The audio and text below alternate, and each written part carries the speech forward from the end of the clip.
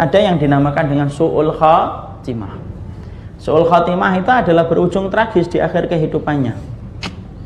Maka kemudian Imam Qurtubi menyampaikan beberapa contoh orang-orang yang su'ul khatimah di dalam kitabnya, nanti dibaca.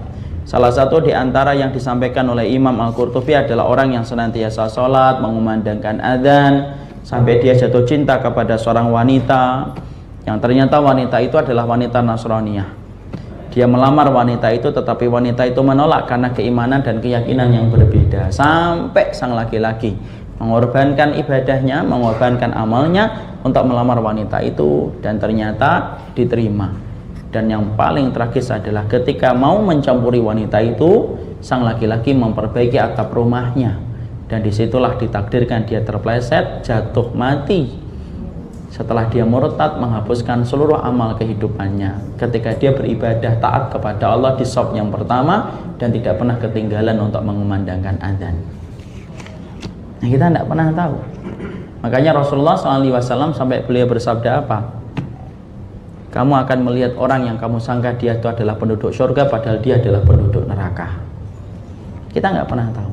Makanya terhadap satu riwayat yang sering saya sampaikan pula dalam riwayat Bukhari, ada seseorang yang berjihad dengan gagah berani, sampai kemudian Rasulullah SAW kemudian bersabda kepada para sahabat yang menyaksikan bagaimana gagah beraninya dan sepak terjang sahabat yang begitu luar biasa, menumpas dan menebas musuh-musuh Allah dengan pedangnya. Kemudian Rasulullah bertanya, atadruna hawa min ahli jannah wa min nar? Dia ini penduduk surga atau penduduk neraka? Kemudian seluruh para sahabat serentak yang ada di samping Nabi mengatakan, dia adalah penduduk surga ya Rasul. Kemudian Nabi mengatakan, la innahu min ahli nar. Dia termasuk penduduk neraka.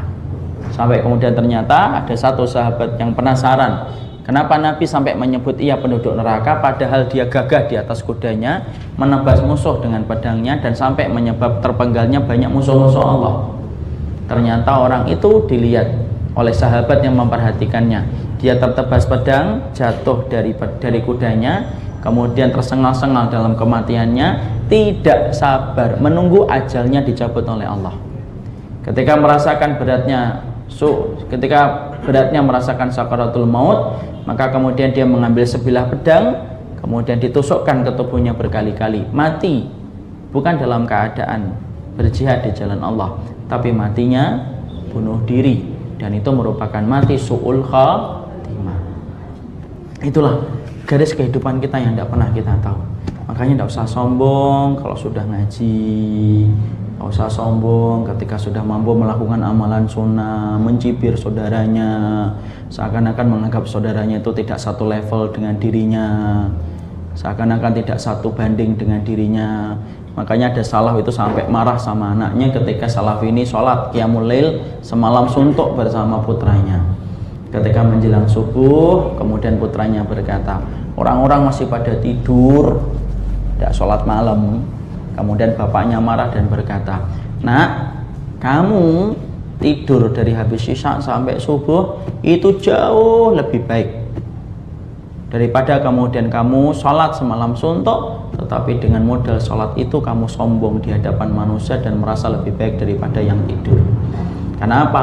Tidurnya kamu tetapi melahirkan tawaduk ketika bangun, itu lebih baik daripada begadangnya kamu tetapi melahirkan sifat sombong dan takabur dalam amal ibadahmu.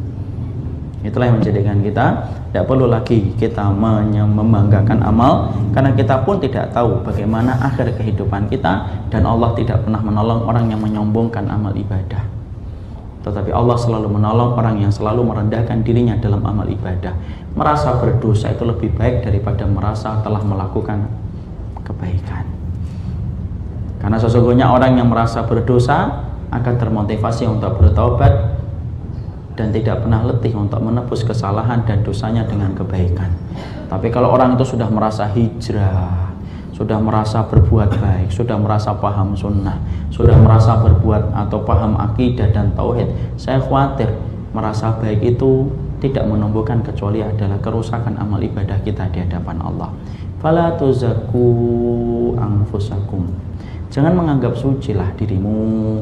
Wa a'lamu bimanittaqa. Allah yang lebih tahu siapa yang paling bertakwa di antara kalian. Nah, disitulah yang menjadikan kita betul-betul merendahkan diri kita di hadapan Allah dalam setiap ibadah, supaya Allah menolong dalam proses akhir kehidupan kita.